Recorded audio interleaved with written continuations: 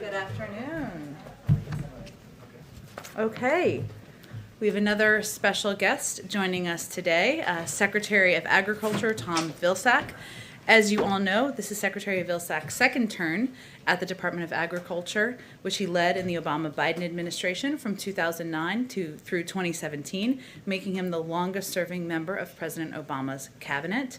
In those years, Secretary Vilsack fought to put Americans back to work by investing in rural infrastructure, renewable energy, and large-scale conservation partnerships. Under his leadership, USDA introduced healthier food choices in school meals to benefit 50 million children and expanded free and reduced price lunches for millions of kids. Prior to his appointment, or nomination and confirmation, I should say, Secretary Vilsack served 2 terms as the governor of Iowa in the Iowa State Senate and as the mayor of Mount Pleasant, Iowa. With that, I will turn it over to the Secretary, who will take a few questions once he concludes his remarks.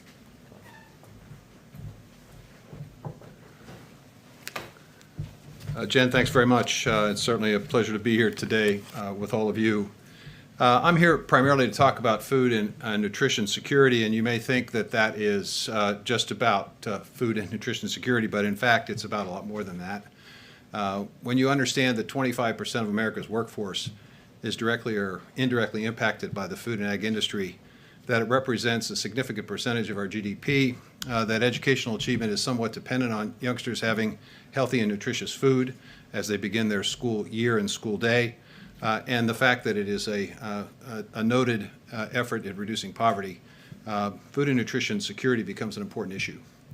And certainly we've seen the impact of that during the course of the pandemic. When the American Rescue Plan was enacted, hunger in the United States was at 14% of our population, which was an incredibly high number. Today, as a result of the investments under the American Rescue Plan, we now know that hunger has dipped to 8% of America's population. That's a remarkable drop in a 6-month period. It is a result of extending SNAP, as we did in the American Rescue Plan, creating a summer EBT program that will institute opportunities for nearly 30 million children to have access to nutrition during the summer months, increasing our commitment to WIC, and basically making a down payment, if you will, on hunger reduction.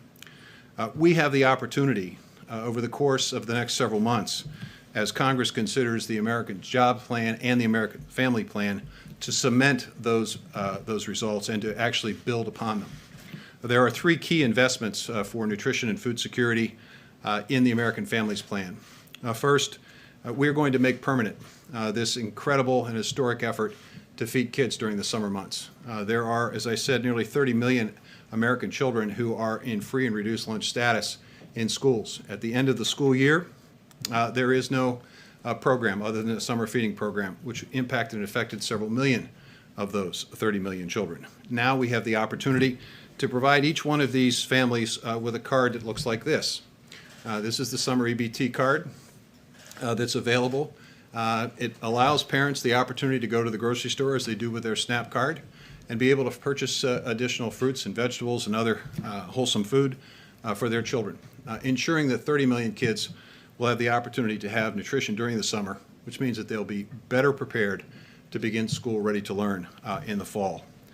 We're also extending, with this effort, the opportunity to impact free school meals in high-poverty school areas by focusing on the community eligibility program that essentially identifies the ability of a school district where SNAP participation is roughly 40% to extend free meals to everyone in that school.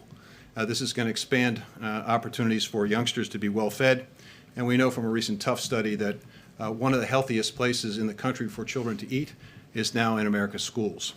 So we're going to see that extended, and we're going to focus with a specific laser-like focus on elementary schools to make sure that our youngest learners have the best possible opportunity. And finally, we're going to invest $1 billion with Congress's help and assistance in trying to figure out strategies that will improve even more than we already have the nutritional value and quality of the meals that youngsters receive in schools. So these 3 steps, these 3 key investments on the American Families Plan will allow us to cement the gains under the American Rescue Plan and hopefully impact and reduce hunger to the point eventually one day where we won't have to have a press conference about hunger. So with that, I'd be happy to take questions.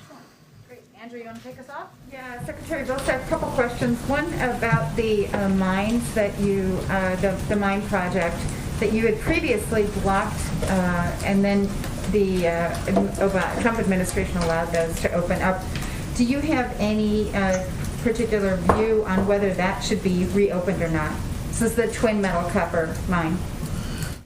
There's always a very difficult balance to strike in any of these questions. And certainly in this particular one, you're balancing a pristine, incredibly important and valuable natural site, the boundary waters of the Mississippi, tremendously unique area. It's one that the late Walter Mondale felt very strongly about, and I know that from a personal experience with the former vice president. He called me repeatedly on this issue. So you've got that on one hand. On the other hand, you obviously have jobs and economic opportunity. And I think the challenge is to try to see if you can strike a balance.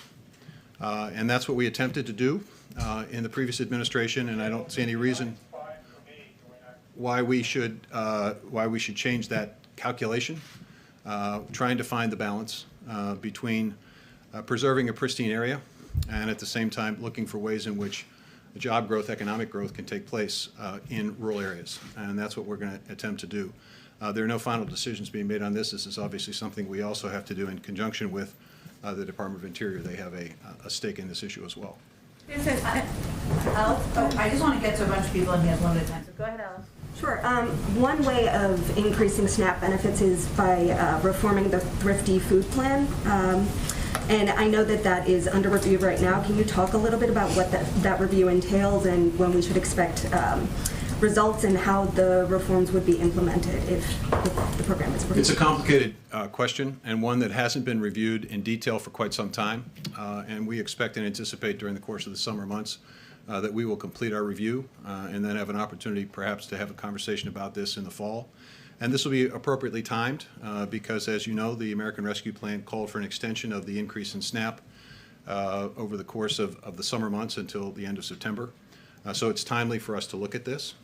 I'd simply say that the principles that we're operating under in this area are, number one, the benefit has to be meaningful to American families. With the American Rescue Plan, we saw an additional $100 a month for a family of four being added to the groceries, to their grocery purchases.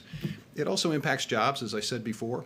That SNAP benefit increased and supported tens of thousands of jobs in grocery stores and across the food chain. It also has to be conveniently available. It's one of the reasons why, again, the American Rescue Plan has provided opportunities for us to look at online purchasing, make it more convenient. It has to be operated with integrity, obviously. And it has to be, we have to look for ways in which we can incent and encourage those dollars to be used in the best way possible to provide the most nutritious benefit to American families. And that's the goal, and that's what we'll look at when we look at the Thrifty Food Plan. Alex? Secretary, a group of Midwestern farmers last week sued over the COVID loan forgiveness program, arguing that it's unfair to them because they're white.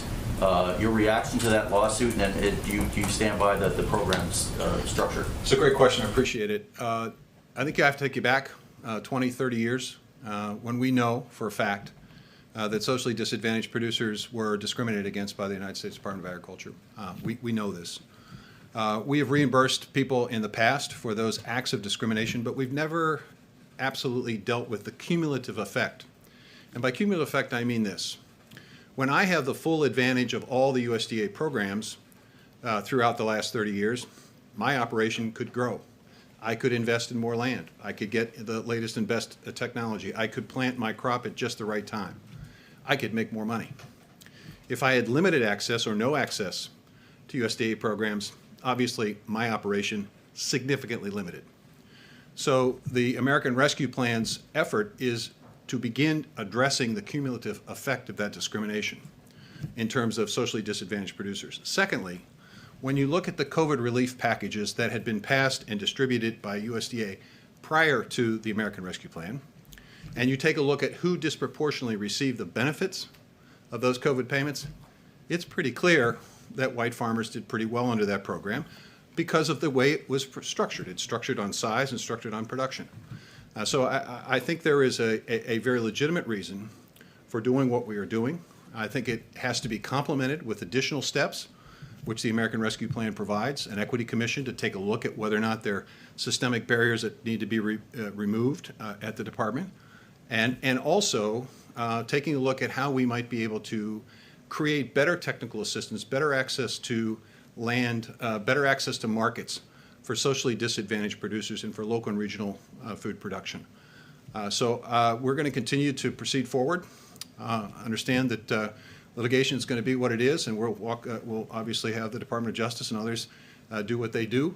But in the meantime, the U.S. Department of Agriculture is going to move forward with that effort. Thank you, Secretary Vilsack. You've just outlined the plans for the ARP funds through the fall to deal with some of the issues around hunger. How long do you anticipate those funds will last, particularly given that next year's school year will be unique, coming off of a year where most schools have been closed for the better part of a year? And will you need more funds from Congress to address this? Well, I think that's one of the reasons why the President proposed the American Families Plan as a continuation and as allowing us to basically cement and make more permanent the gains that we've seen from the American Rescue Plan. In the meantime, we have worked with schools, understanding that they're faced with a lot of uncertainty about the upcoming school year. And so we have already decided that we have available resources to be able to provide for universal free lunch for schools throughout the 21-22 school year. And that will extend, I think, until the end of June 2022. With the passage of the American Families Plan, we would then have the summer EBT program to provide additional support and help. And that would give us, I think, enough lead time for school districts to be able to adjust back to what the new normal will be. In the meantime, we'll be looking at hopefully the use of the pilot under the American Families Plan to see if there are ways in which we can incent additional nutritional value for those meals, and we'll be using, hopefully with the passage of the American Families Plan, a more targeted effort in high poverty schools, elementary schools, to expand universal free meals. Okay, and that's the last one. On this idea of a carbon bank, since you've been on the job, what is the feedback that you've gotten from farmers, and is this something that you think needs congressional approval? You know, I was at a meeting yesterday with the Environmental Protection Agency Administrator, Michael Regan. He did a terrific job. We had probably 25 farmers. I was very pleased with the level of support and interest that the farm community has for ways in which they can be engaged in this effort to reduce emissions and to be engaged in this climate effort. We had multiple questions about this in terms of how can we do this, not we're against it or we're opposed to it or we don't think it should happen. It was, how can we do this? How can we be part of this? Because farmers understand something very, very fundamental about this. This is the opportunity of a lifetime for us to create additional revenue opportunities for farmers. Now, why is that important? Because today, 89.6% of American farms, the majority of income does not come from the farm for those farm families. That means they have to have an off-farm income. So it's the Department of Agriculture's job to find more, better, and new markets. Climate provides that opportunity. Whether it's a fund, whether it's conservation resources, whether it's investments in technology that will allow them to capture methane and reuse it, or whether it's creating new opportunities for bioprocessing and new jobs in rural places, all of that has to be done. And I think the USDA has enormous capacity, an enormous set of tools that can be used to provide the resources to work with the farm community to embrace this future. And I think they are in agreement with President Biden when he says the net goal here is net zero emissions by 2050. I think that's doable, and I think in doing it, I think we'll improve income opportunities for farmers. We'll certainly do right by the environment, and I think we will also have healthier and better soil and cleaner water. Would it need congressional approval, a carbon bank? Well, it needs congressional approval in the sense that you have resources in all of these programs that require funding. We have a lot of flexibility already at USDA, and we're going to be utilizing that flexibility in a way that creates more new and better markets. And I think farmers are going to find that to be they're going to be very agreeable with that. Thank you, Thank you. Secretary Vilsack. Thank you, And as always, if you all have follow-up questions, we are happy to connect you with this team following the briefing. Thank you, and we'll love to have you back. Thank you so much. I'll just note my first campaign was for the Secretary's gubernatorial race in 2002, so full circle. Couple of items, additional items for all of you at the top. This afternoon, President Biden, as you know, will deliver remarks on the American Rescue Plan's Restaurant Revitalization Fund, the administration's program to provide relief to restaurants, bars, food trucks, and other food and drink establishments. As we all know, restaurants were some of the first and worst hit businesses in the pandemic. The Restaurant Revitalization Fund provides $28.6 billion in direct relief to restaurants and food and beverage establishments, and prioritizes those that are women-owned, veteran-owned, and owned by other socially and economically disadvantaged individuals by only funding applications from these businesses for the first 21 days of the program. Then it expands beyond there. Earlier today, the president also visited one local restaurant that was a beneficiary of relief funding through the Revitalization Fund's pilot program. Taqueria Gemelas, I'm going to butcher that, and I apologize. I want to go there and have some tacos. Is owned in part by Mexican immigrants, and during the pandemic went from 55 employees to just 7. So clearly in great need. These funds will allow business owners to complete delayed projects, rehire and raise the wages of their staff, pay their rent, and operate with confidence again. Applications for the program opens up on Monday, and in just the first 2 days of the program, 186,200 restaurants, bars, and other eligible businesses in all 50 states, Washington, D.C., and 5 U.S. territories applied for relief. 97,600 applications came from restaurants, bars, and other eligible businesses owned and controlled by women, veterans, socially and economically disadvantaged individuals, or some combination of the three. 61,700 applications came from businesses with under $500,000 in annual pre-pandemic revenue, representing some of the smallest restaurants and bars and businesses in America. We look forward to implementing that program. With that, I think we can go, Alex, to you. Questions? So the CDC summer camp guidance is very strict, as Dr. Fauci acknowledged today. It requires even adults who have been vaccinated to wear masks outside at all times. It requires children to be socially distanced. Can you explain why that contradicts the administration's guidance that vaccinated adults don't have to wear masks outside? And also, Dr. Fauci suggested that it may change as the science becomes clearer. But is the administration at all concerned that there won't be compliance with something this strict, and there won't be compliance if it continuously changes?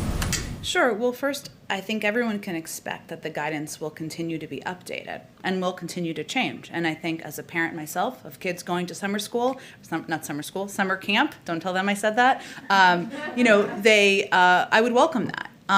And there's no question what the CDC is trying to do is provide guidance to the American public, to parents, to families that they can trust, that they know is reliable, based on medical experts, doctors, based on data on how they can feel safe. The guidance that was rolled out last week does not convey that when you're outside in a crowd, you should not wear a mask. If you are outside and you're not in a crowd, and you're vaccinated, you don't need to wear a mask. And obviously, there is nuance in all of these applications, and people are still learning how to apply it. But as kids are dropping off, as parents, I should say, are dropping off their kids at summer camp, as there are tons of kids, tons of parents, counselors, that certainly wouldn't be someone alone. But I think what Dr. Fauci was conveying, Alex, is that the data, they're going to continue to look at the data, and they want to put out updated guidance as they feel comfortable and confident in what they can provide to the American public. Sure. And there's a new evaluation of the American Families Plan out by the Penn-Wharton budget model, and they found actually that the plan would increase the deficit and fail to grow the economy as much as President Biden has claimed. And so is there risk in the long term that the president might not be able to fully deliver on what he's promised economically? Well, first, let me say we strongly disagree with the analysis, as do other independent experts. According to an analysis out this week from Moody's, GDP in 2030 will be more than $700 billion higher than it would be without the Jobs and the Jobs Plan and the Families Plan. This is in large part because labor force participation will be nearly a full percentage point higher due to the effects of the benefits of childcare support, and paid family leave. And that same analysis found that the economic benefits would only increase over time due to increased college enrollment and universal pre-K, which will help some of the 2 million women who are no longer in the workforce get back in. The Penn-Wharton model analysis also off in a number of important ways. It gets the cost of the investments wrong by about $700 billion, even though our estimates come from career officials at OMB. Moody's, for example, arrived at deficits even lower than the administration than we had when it came to the effect of the Families Plan. And of course, our plan would be implemented over a series of 8 years and 10 years and paid for over 15. So we're going to rely on the majority of economic analysis out there and our own analysis in here, and we are confident we'll be able to reach both our job creation projections and, of course, do it in a way we can pay for it. One international question.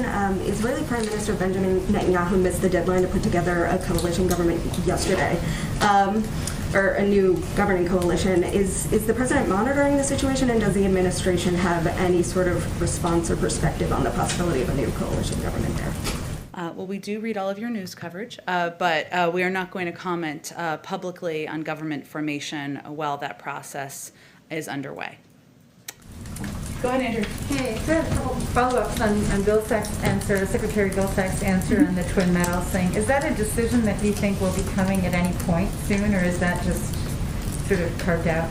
I don't have a prediction of that. I would say I would refer you to the Department of Agriculture, and they would, of course, be the right source for that information. We can see if there's more follow-up on it on the timeline. Okay, and then on the issue of the G7 meeting and the subsequent meetings with Putin, do you have any news for us on that front in terms of timing and also the agenda?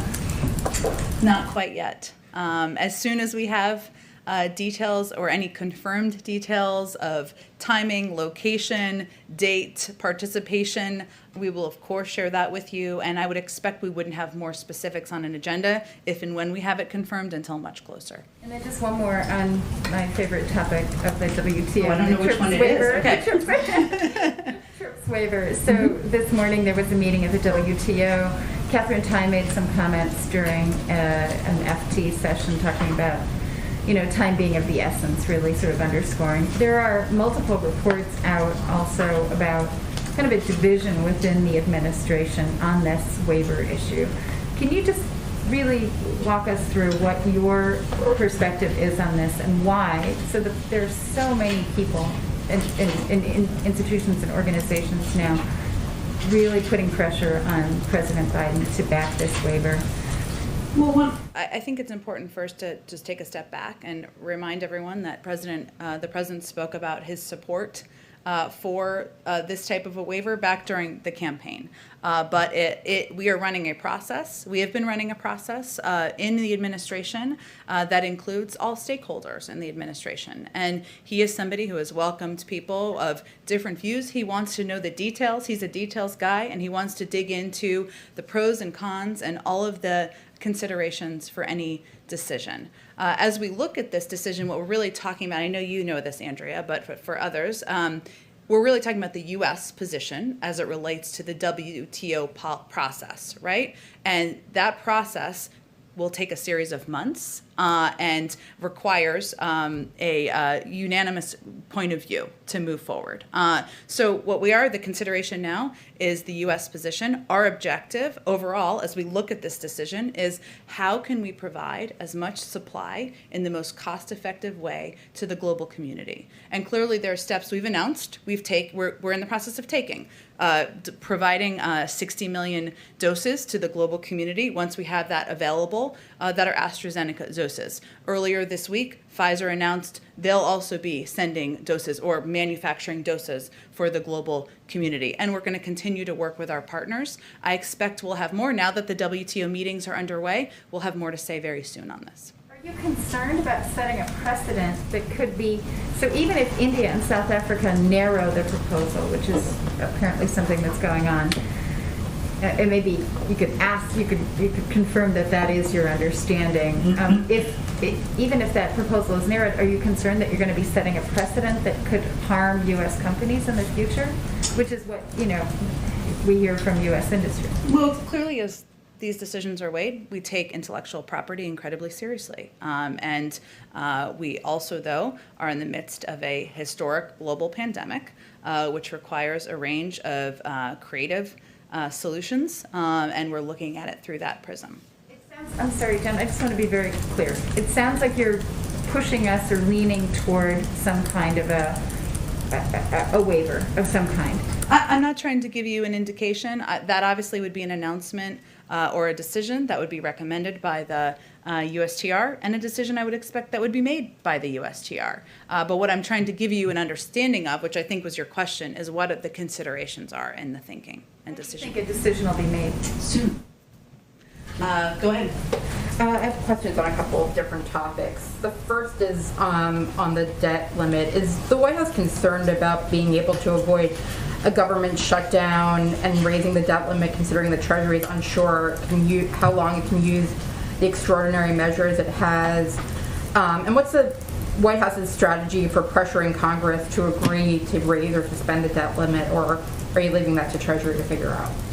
Well, first, I will say that on the issue at hand, raising or suspending the debt ceiling does not authorize new spending. Sometimes, I'm not saying you're confused about that. Some people sometimes are. It merely allows Treasury to meet obligations that Congress has already approved. So certainly they would be in the lead, as they have historically been in most administrations, on making that case.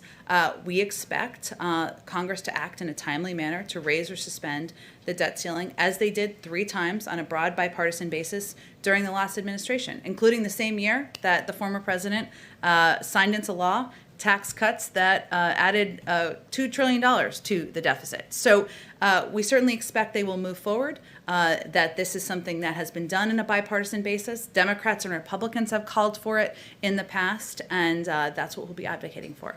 Senate Minority Leader Mitch McConnell said this morning, when asked about kind of the issues within his own party, that, quote, 100% of my focus is on stopping this new administration. And he touted kind of the unity within his caucus, from Susan Collins to Ted Cruz. Are you concerned that it will be difficult to work with Republicans when you have these kind of statements coming from their leader?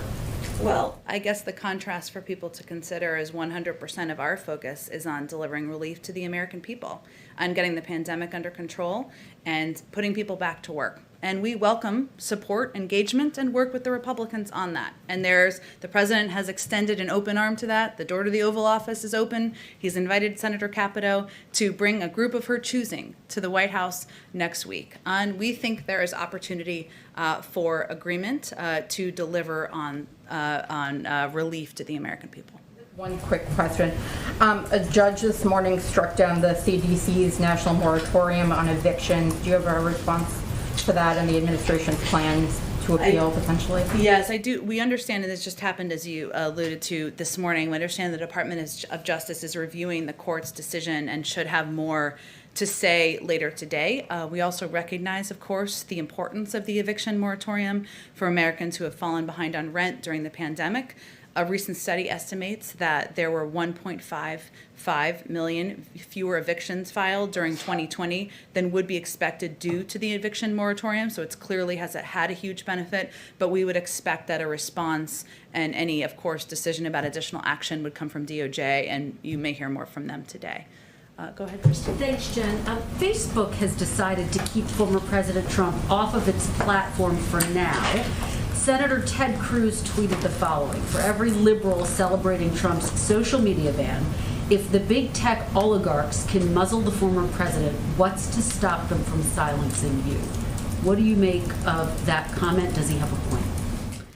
Well, let me first say that this is an independent board's decision, and we're not going to have any comment on the future of the former president's social media platform. That's a decision that it sounds like the independent board punted back to Facebook to make in the next 6 months, as I know you all have reported. The president's view is that the major platforms have a responsibility related to the health and safety of all Americans to stop amplifying untrustworthy content, disinformation and misinformation, especially related to COVID-19, vaccinations, and elections. And we've seen that over the past several months. Broadly speaking, I'm not placing any blame on any individual or group. We've seen it from a number of sources. He also supports better privacy protections and a robust antitrust program. So his view is that there's more that needs to be done to ensure that this type of misinformation, disinformation, damaging, sometimes life-threatening information is not going out to the American public. You're saying more that needs to be done. Are there any concerns, though, about First Amendment rights? And where does the White House draw the line on that? Well, look, I think we are, of course, a believer in First Amendment rights. I think what the decisions are that the social media platforms need to make is how they address the disinformation, misinformation, especially related to life-threatening issues like COVID-19 and vaccinations that continue to proliferate on their platforms. I want to ask you also, Jen, about police reform. President Biden said he wanted it done by the first anniversary of George Floyd's death, May 25th. Is he confident that Congress can meet that benchmark? Where do those negotiations stand? Well, the negotiations are between members of Congress. So, and he, of course, is confident in those discussions and the work that is happening under the leadership of everyone from Congresswoman Karen Bass to Senator Cory Booker, obviously Senator Tim Scott, who he called out in his speech just last week. And we are in close touch with, of course, negotiators and kept abreast of their progress, but we will wait to see what comes out of those discussions. If you do the math, though, this puts police reform in some regard ahead of the negotiations, one would think, for the American Families Plan, the infrastructure plan, which he set an end of the summer deadline for. Is this now the president's top priority? Does he want Congress to tackle this first? Well, I would say that the president believes Congress can and should move forward with multiple policies at the same time. And certainly that is what is happening on Capitol Hill. Those members who are playing central roles in these negotiations, and obviously they can speak to the frequency of the discussions and the status of them, and we defer to them. They will be important participants, of course, in any outcome of negotiations around the American Jobs Plan, but those negotiations can happen simultaneously. Just finally, Jen, how does he see his role? I mean, he's the one making this call to get this done. Has he reached out to Tim Scott, the person who's leading the charge on the GOP side? I don't have any calls or engagements to read out to you, but I can say that, as you know, a number of representatives of the families were here just last week meeting with some senior members of the White House leadership. The president has talked about how it's long overdue to put in place police reform measures that will help rebuild trust in our communities. He used his joint session speech, the highest profile moment in a president's first year, to talk about that and make the case. And but the negotiations are happening between members of Congress. He feels that's the appropriate place for them to be, and we will continue to use opportunities to call for this moving forward. Go ahead, Kristen. Kristen, I got confused. Caitlin, there's a lot of K's. It's a Wednesday. Go ahead, Caitlin. All right. Kristen and I also have been dressing a lot lately, so it's fine. Not today. Kristen has a very good mask on today. This Kristen, both of your masks. Go ahead, okay. My question is on these restaurant funds. Yes. When will they start being awarded, and does the president envision having to ask Congress for more money for this? Well, on the second piece, the first awards as part of the pilot program will be funded Friday. So we're for this program, not the pilot, the actual part of it, not the pilot. Those who applied this week can expect up to 14 days on average from submission to funding. So it'll be a very rapid turnaround. Okay, and does he envision asking Congress for more money for this? When Congress comes back, we are happy to discuss the best ways to further support small businesses, including restaurants hurt by the crisis. So he's certainly open to that. And as I noted, there has already been a large interest in this program, and there are great needs across the country from these small businesses, from these restaurants that are in communities across the country. So we're happy to have a conversation with Congress about that. Okay, and my question on the patents, you were talking about how the president last summer expressed his favor for waiving these so countries would be able to mass produce these vaccines once they're ready. Of course, that was when they were not ready yet last summer. Yeah. So just to be clear, is that still his position? That has been his position. He also believes that there needs to be an internal policy process. That's what's been ongoing.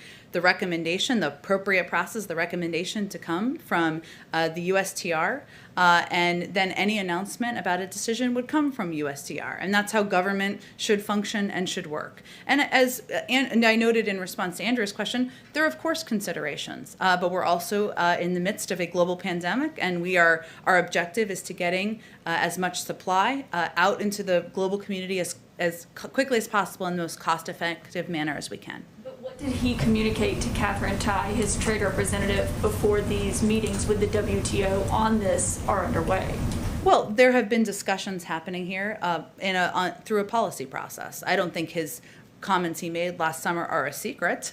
They're certainly not. But again, he's a believer that you need to have all parties at the table, everyone providing information, hearing details, pros and cons of every decision. And that's exactly what he asked for from his policy teams. So given what he's heard from the policy teams, from the health experts, people like Dr. Fauci have weighed in publicly about whether this would be helpful in making vaccines right now, or if that would be further down the road, but is his position still what he said last summer, which is absolutely positively he will ensure there are no patents standing in the way of other countries and companies mass producing these life-saving vaccines? That has been his position, but he is the President of the United States who believes in the advice, the counsel, the considerations of his policy teams, and that has been the process that's been ongoing over the last several weeks, and I expect we'll have more to say quite soon. It's also important to note, just in response to one of the things you said, that this is about the U.S. position.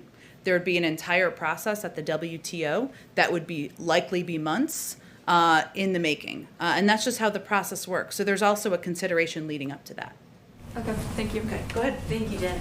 Yesterday you said that the CDC engaged with around 50 stakeholders when coming up with these guidelines for reopening schools. So in addition to the teachers union, the American Federation of Teachers, who are these other roughly 50 stakeholders? Well, let me give you, I'm not going to read all 50, and I'm happy to send them to you after. But just as an example, while I find this lengthy list, they include the YMCA, they include the Council of Chief State School Officers, the National Association of School Nurses, the National Governors Association, Big Cities Health Coalition, Autism Speaks, Council of Great City Schools. So there's a range of organizations, and as we were talking about yesterday, the objective is to have a better understanding of implementation, how it would work, and ensure that these guidelines can be implemented and they would not provide harm to the communities that they would be impacting.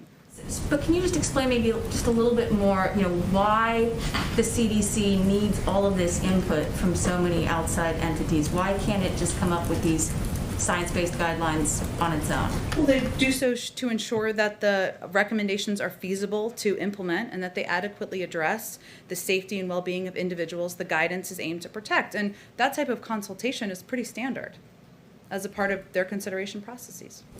One other topic. Sure. Right now there is a huge Chinese rocket in outer space that's going to be crashing down to Earth likely on Saturday, and nobody knows exactly where. It'll likely be in an ocean, but it could, or pieces of it could, come down over a populated area, and this isn't the first time that China has knowingly allowed something like this to happen. So does the White House condemn this kind of repeated reckless behavior from China's space program?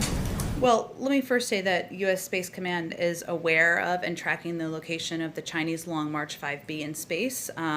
And obviously the Space Command would have more specifics on that tracking and additional details.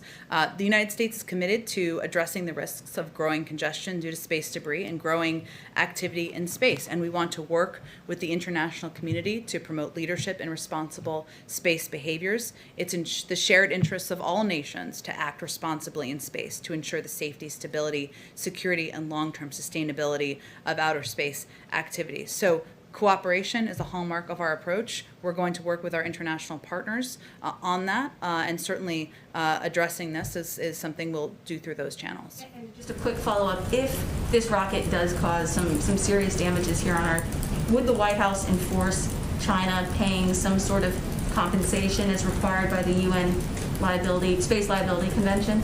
Well, again, I think we'd of course refer to the advice and guidance from U.S. Space Command and Department of Defense and others, but we're not at this point. We are certainly tracking its location through U.S. Space Command, and hopefully that's not the outcome that we are working through. Okay, go ahead, Eli. Thanks, Jen. I'm just interested if you have any response to some of the moves made this week by a few Republican governors to get rid of, protections that were in place for people, public benefits, also public health restrictions, basically sending the message that the pandemic is over and sort of criticizing Washington, the CDC, the bureaucrats, as Ron DeSantis put it, for telling people they still need to wear masks indoors, those sorts of things, saying that the vaccines have worked. How are you trying to thread that needle by celebrating the progress of all the people who have been vaccinated and keeping these things in place, and also trying to keep people from viewing this through a political lens? Any outreach to any of these Republican state officials about the message they're sending, and any response to them from the podium? Sure. Well, first, we not only do a governor's call every single week with governors from across the country, from red states and blue states, to talk about implementation, any changes we're making to allocations, as we talked about just yesterday. But we also have regular engagement with governors and local officials about where the public health guidance is going, questions they have, and even sometimes challenges they have in their communities. Our position from the federal government continues to be that the public health guidelines are in place to keep people safe, not just governors and leaders of states, of course, but people in communities, families, kids, people who are in vulnerable populations, and that we'll continue to communicate that from the federal level, even as governors are pulling back their implementation in some places where it might be premature. The president yesterday was talking about transitioning from the mass vaccination centers largely in urban and suburban areas and trying to really be more deliberate, proactive about getting the vaccine to people in outlying areas, rural areas. Is there any concern about having enough vaccinators to reach people in those areas? Will this mostly be run through local pharmacies, or is there going to be a similar effort to authorize different people in sort of medical fields to be able to administer vaccines? Well, we did take that step some time ago to expand the type of individuals who are qualified to be vaccinators, because early on we recognized that it wasn't just about supply, it was also about locations, and obviously, as you alluded to, we've made some changes and adjustments, but also about vaccinators and ensuring that a larger group of individuals, dentists, veterinarians, others, could also be eligible to do the vaccine and get it into people's arms, because we want to ensure that in a range of communities across the country, there's a range of options for people who can do exactly that. So that's not a concern that we are tracking at this point in time, a lack of, because we did a lot of work preparing for those needs. And I would say that, there were some mass vaccination sites we opened even last week, but what we announced yesterday is a kind of a phased approach based on the phase we're in at this point in time, which is that we are recognizing the daily numbers will go down a bit because we're at such a high percentage rate relative to where people thought we were at this point in the pandemic. And we know it will be harder and harder to reach people and meet people where they are, hence the increase, as you suggested, in walk-in hours, or the announcement of walk-in hours on mobile units, on partnerships with primary care physicians and doctors to make it even easier and more accessible for people to get the vaccine.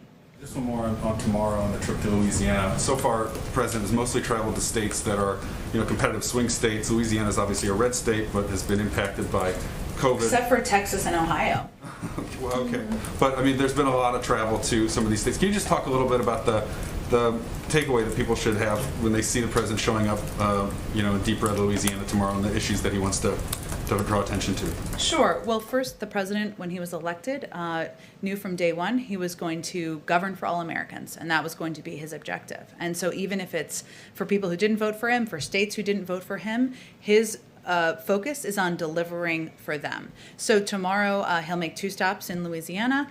His focus will be on talking about the American Jobs Plan and how that plan, in a historic investment in infrastructure, rebuilding the type of bridges, roads in Louisiana that are long overdue to be upgraded, could help not only people's travel and commutes, but also create jobs in these communities. And it's not about just delivering for people who voted for him or people who have blue check marks next to their name because they're Democrats. And that's part of what this message should send, this visit should send.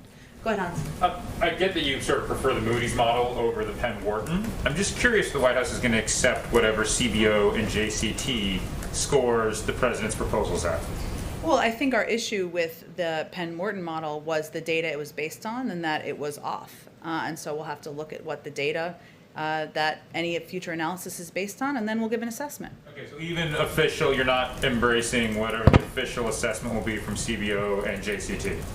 Well, Hans, there is no assessment at this point in time. Our assumption is that they would be abiding by accurate data, so we'll look forward to seeing those assessments. And when do you expect those assumptions and data to come in?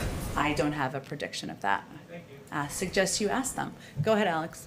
Does President Biden agree with Governor Whitmer's decision on the oil and gas pipeline? She's citing essentially water quality issues. It's really angered Canada. Does President Biden agree with that decision? I'd have to take a closer look at the pipeline. I mean, we have been evaluating in a case-by-case scenario. Which pipeline are you talking about? The Enbridge. The Enbridge one. We look at each pipeline through the prism of the impact on the environment and also the impact on the economy, and we make assessments. So I'd have to talk to our team if that assessment's been concluded or not. Okay, and the president's going to be talking about implementation later. Mm-hmm. What sort of oversight plans are being talked about as far as the spending and making sure it's... For the restaurant program or just the programs in general? In general. Inspector generals, I mean, can you give us an idea of what sort of oversight is being talked about? Well, first, the president came into this job having served as the person overseeing the implementation of the American Rescue and Recovery, the ARRA, back in the early days of the Obama-Biden administration. He takes waste, fraud, and abuse incredibly seriously, and we have put in place changes and reforms to programs at SBA and other programs that have been implemented where we've seen incidents of that in the past. It's also why he has somebody, Gene Sperling, overseeing the American Rescue Plan implementation to ensure there is coordination across government, that we are tracking where we see issues, and certainly he's somebody who welcomes oversight and wants to do everything we can to reduce any waste, fraud, and abuse in these programs. And just finally, I wonder if the president or anyone else in the administration spoke with the Treasury Secretary yesterday, given some of her remarks that she then sought to clarify. Well, the Secretary herself addressed her remarks later in the afternoon, so I'm not aware of any calls yesterday. She will be here in the briefing room, and they'll have their regular economic briefing on Friday. Go ahead in the back. So I want to talk about climate for a second. The president had said in his executive order in January that he would call for a green procurement plan for the federal government, and part of that was about buying electric cars. The deadline for that plan was April 27th. Do you know what the status of it is and why the delay? I don't have an update on the status. It is something, as you noted, he talked about early administration. He is absolutely committed to, but I'm happy to check with our team and see where our report on that lives. And I also want to ask, does the Biden administration have a timeline at this point for issuing pardons and commutations? I don't have any previewing of that to provide, and probably won't from here. Go ahead in the back. Yes, is the Los Angeles Mayor Eric Garcetti under active consideration to be the ambassador to India or any other country? I don't have any personnel announcements or assessments to make here from the podium, but hopefully we'll have some more formal announcements on ambassadors soon. And the Tokyo Olympics are 12 weeks out. At what point does the president need to make a decision about his attendance? His attendance? And what factors are delaying the announcement? Well, I think the president and his team assess any invitation as it comes in, but 12 weeks is some period of time. I don't have any updates or predictions on whether or not he'll travel or accept the invitation made to attend the Olympics. Go ahead. Thanks, Jen. Two questions. First, on the large sports arenas that are beginning to allow for fully vaccinated fans in special sections. Both Citi Field and Yankee Stadium in New York have made those announcements, and I know there are some others. Does the administration think that that is a good approach for sports teams to take, and maybe other large event venues? And are there any concerns about equity when it comes to access to facilities, if particularly those that were built with some public money in some cases, I'm sure, when it comes to people who may not have been able to get vaccinated yet? Well, first, everyone in the country is eligible to be vaccinated, and certainly at this point in time. So we are, and we, as we've noted here, have taken a range of steps to ensure we are meeting people where they are, getting these vaccine doses out to communities around the country. In terms of an assessment of the safety of this approach by sports teams, I'd have to talk to our COVID team about that. And I think it's unlikely we're going to be weighing into every private sector decision about how they're moving forward once people are vaccinated. But I will check with them on that. Okay, and then the other question, if I can follow up on the debt limit question just a little bit. Sure. Does the president have a position on whether or not the debt limit itself should exist at all, considering every couple of years we go through this question of what are the extraordinary measures and how much extra time do we have, and we know at the end of the day that it's going to have to get raised or else we're going to have some sort of economic calamity. Does the president have a view on the question more broadly of whether or not there even should be a debt limit? Well, first, raising or suspending the debt ceiling doesn't authorize new spending. It merely allows Treasury to meet obligations that Congress has already approved, right? It has been the case for many years, and there have been bipartisan votes to support. So, the president does believe that Treasury should be able to meet its obligations and believes that Congress should move forward in a bipartisan manner, as they have historically in the past, including 3 times during the prior administration. Go ahead in the back. Thanks. On the G7 trip, is there any advance on whether the president will meet with the Queen? And separately, has the president or the First Lady been in contact recently with Prince Harry? I don't have any more trip details. Who among us wouldn't want to go see the Queen? But I don't have any details to preview at this point in time. I expect as we get closer to the trip, we'll have more specifics. And I don't have any calls or engagements with Prince Harry or Meghan Markle to read out for you with the President or the First Lady. One follow-up, is there a timeline on an announcement for the British ambassador? A timeline? I don't have a timeline for that. Any names or anyone under consideration? No names to float out there for you. Hopefully we'll have some more ambassadors soon to announce. When you say soon, will that be before or after he makes his decision on going to the Olympics? I can't order for you, Hans. There's just so much excitement to stay tuned for around here. So we'll see. Okay, thanks everyone.